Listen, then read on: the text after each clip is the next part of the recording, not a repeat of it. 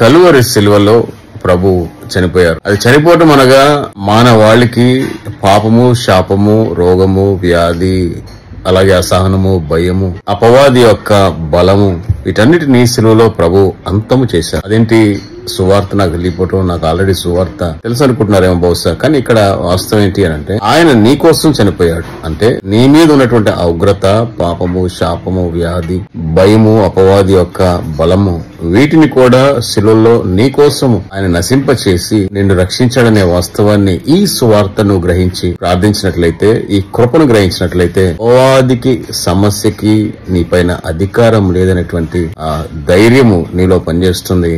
నువ్వు బలవంతుడుగా ఉంటావు, శక్తివంతుడుగా ఉంటావు, బలమైనటువంటి విశ్వాసిగా ఈ లోకంలో ప్రభు కృపను పొందుతూ పరలోకపు ఆనందాన్ని అనుభవిస్తావని, గలిబిలి గందరగోళంలో ప్రపంచంలో నువ్వు నెమ్మది కలిగి జీవించవచ్చని ఈ సువార్త తెలుసుకున్నట్లయితే, అర్థించినట్లయితే కృపను పొందుకుంటావు.